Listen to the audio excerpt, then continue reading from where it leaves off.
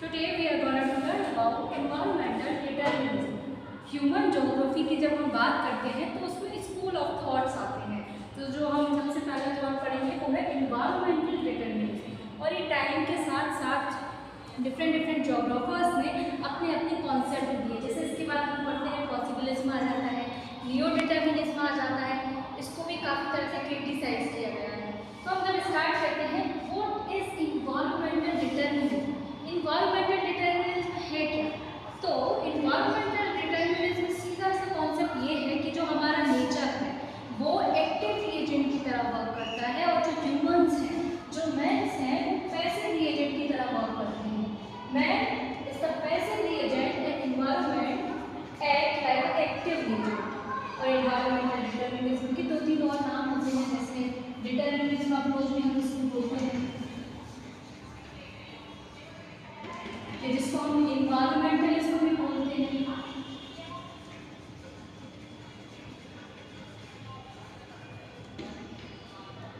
ये ज़्यादा rigid view नहीं है and most of the thing determined by the environment. Environmental determinism में पूरी जो कॉन्सेप्ट है केवल इन्वायरमेंट पे ही फोकस करता है। जो इन्वायरमेंट है वो ज़्यादा इम्पैक्ट करता है ह्यूमंस पे। ह्यूमंस एक्ट करते हैं पैसिव एजेंट की तरह। And nature, again nature is powerful.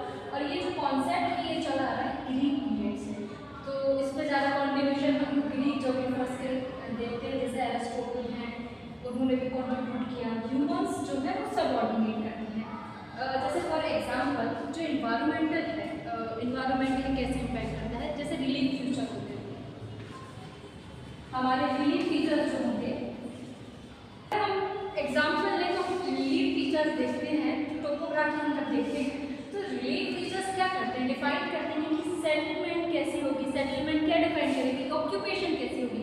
तो वही बोल रहे हैं कि यहाँ पे भी इन्वायरमेंट जो है वो एक तरह से डिफाइनिंग फैक्टर है, डिसाइडिंग फैक्टर है कि कैसे ह्यूमंस एक्ट करेंगे। अगर हम ज्योग्राफर्स की बात करें, किस किस ने सपोर्ट किया उनको, तो उनमें जैसे आते हैं एरिस्टोटल आएंगे हमारे, न्यूटन आएंगे,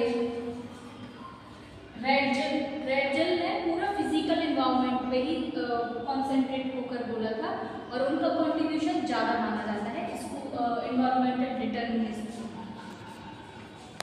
एंड देन इनकी ही स्कॉलर थी सैम्पल, ईसी सैम्पल। और अब हम एक एक करके इनके पूरे देखते हैं कि उन्होंने क्या बोला। और अब हम बात करते हैं इन्वायरमेंटल डिटरमिनिज्म को कितने लोगों ने सपोर्ट किया। As I told you, Greek में ये ज़्यादा फेमस है, फॉरेन कंट्रीज में ज़्यादा फेमस है। तो सबसे पहले आते हैं एरिस्टोटल। एरिस्टोटल ने बोला क्लाइमेट है ये डिफाइनिंग फैक्टर होता है, मतलब फिजिक्स कैसा होगा लोगों का। फॉर एग्जाम्पल अगर हम बात करें यूरोप की, तो जो यूरोप है, यूरोप कहाँ आएगा, टेम्परेट जोन में आएगा। तो यहाँ के जो लोग होंगे वो हार्श क्लाइमेट को एक्सेप्ट करेंगे। वो थोड़ा उनका जो फिजिक्स रहेगी वो ज़्यादा स्ट्रॉन्ग रहेगी एज कम्पेयर टू जो ट्रॉपिकल जोन में है उनके अकॉर्डिंग। तो इन्होंने बोला जो यूरोप के लोग हैं वो फिजिक्स में तो स्ट्रॉन्ग रहेंगे, लेकिन थिंकिंग पावर उनकी थोड़ी वीक रहेगी। और यही रीज़न है कि इन्होंने मोस्टली इनकी टेरेस्ट्रियल तो रही। ये जो इन्वायरमेंटल डिटरमिनिज्म है, environmental determinism school of thought, इसमें कई सारे जो ज्योग्राफर्स हैं इनके जो आइडियाज़ हैं वो सपोर्ट करते हैं इस स्कूल ऑफ थॉट को। जैसे एरिस्टोटल है, उन्होंने कहा था जो क्लाइमेट होता है, क्लाइमेट इन्फ्लुएंस करता है इंसान की फिजिक्स कैसी होगी, थिंकिंग पावर और वो सारी चीज़ें। इन्होंने एग्जाम्पल दिया था यूरोप का। इन्होंने कहा कि यूरोप टेम्परेट जोन में आ रहा है, कोल्ड रीजन में आ रहा है, वहाँ के लोग फिजिक्स में तो हार्ड होंगे, उनकी बहुत वो ब्रॉड होंगे, वो स्ट्रॉन्ग होंगे, लेकिन उनकी जो थिंकिंग पावर है, थिंकिंग पावर उनकी लो रहेगी।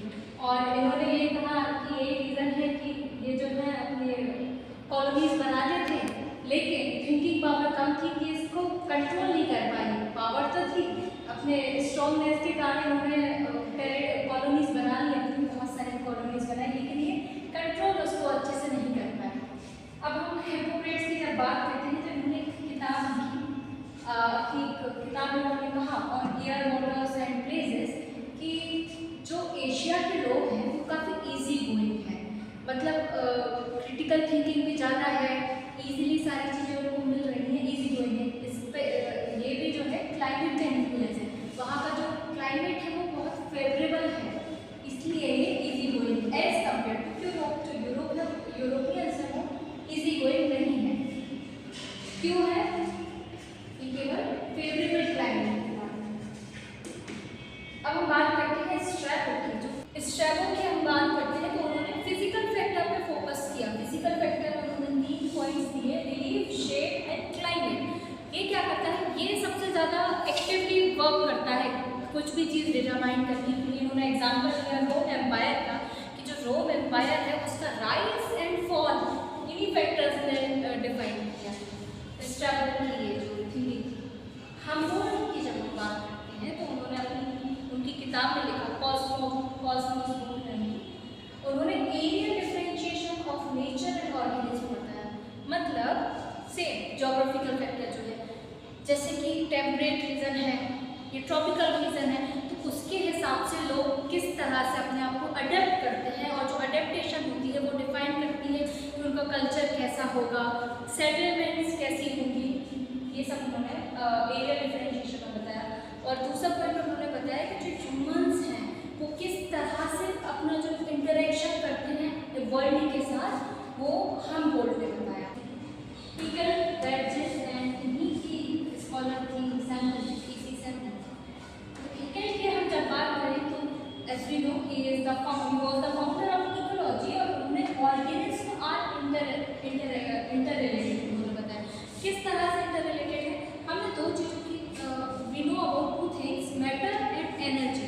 तो जो ऑर्गेनिज्म है वो किस तरह से इंटररिलेटेड है? मैटर और एनर्जी के फॉर्म से। जो मैटर रहता है उसका एनर्जी प्रोवाइड करेगा, जैसे किसी की डेथ हो जाती है फॉसिल फ्यूल्स स्टोर करेगा, एनर्जी प्रोवाइड करता है। सो मैटर एंड एनर्जी के थ्रू जो ऑर्गेनिज्म है इंटररिलेटेड है, क्योंकि matter and energy can only transform, neither can not be created, can not be destroyed. अब हम बात करते हैं रेड जेल की। तो रेड जेल जो है वो इन्फ्लुएंस हुए थे डार्विन की थ्योरी से। उन्होंने बोला man is the end product of evolution, मतलब जो मैन है वो अडॉप्ट कर लेगा एनवायरनमेंट को, अब हर केसेस में मैन अडॉप्ट करता जाएगा। एंड उन्होंने फोकस किया फिजिकल एनवायरनमेंट का जो इन्फ्लुएंस होता है वो मैन पे कैसे होता है। इन्होंने मोस्टली ये बोला कि जो भी चीज़ें हैं, जैसे हमारी इकोनॉमी है, किसी भी कंट्री की हेल्थ है, ऑक्यूपेशन है, ये सारी चीज़ें इन्फ्लुएंस करता है फिजिकल एनवायरनमेंट, सारी चीज़ें इन्फ्लुएंस करेगा। तो रेड जेल ने मेनली फोकस किया फिजिकल एनवायरनमेंट पे। अब जो उनकी स्टूडेंट थी, उनकी स्टूडेंट ने सारी चीज़ों को ले ली, उनकी स्टूडेंट ने फिजिक्स पर भी ले ली, जो स्कॉलर थी इसी सैम्पल ने कहा man is the product of earth surface. जो मैन है वो अर्थ सरफेस का प्रोडक्ट है, और जो मैन है वो चाइल्ड ऑफ द अर्थ। तो जो ह्यूमंस हैं वो अर्थ के चाइल्ड है, and humans are the dust of the earth, धूल के धूल है अर्थ के। तो इसी सैम्पल है, इन्होंने कहा कि जो फिजिक्स होती है हमारी, जो टेम्परेट रीजन में लोग रहते हैं वो काफ़ी ज़्यादा टॉल होते हैं, ट्रॉपिकल के थोड़े से उनकी हाइट छोटी रहती है। इन्होंने स्टडी की जब जापानीज की, तो इन्होंने कहा कि जो जापान के लोग थे, एक जापानीज फैमिली माइग्रेट करती है यूएसए, और जब यूएसए में बर्थ हो रही है तो वहाँ पे जाके टॉल हो रहे हैं।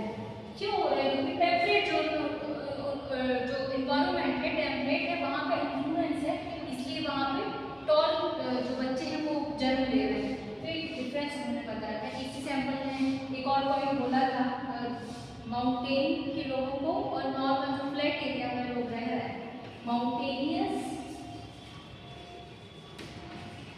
And flat plain area, flat and plain area में जो लोग रहते हैं उनका बताया कि माउंटेनियस लोग रहते हैं वो काफ़ी ऑर्थोडॉक्स थिंकिंग के रहते हैं, ऑनेस्ट रहते हैं, कंजर्वेटिव रहते हैं।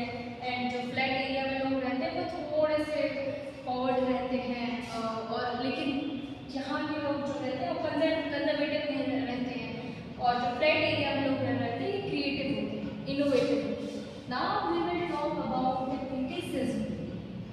किस तरह से इन्वायरमेंटल डिटर्मिनिज्म का क्रिटिसिज्म हुआ है।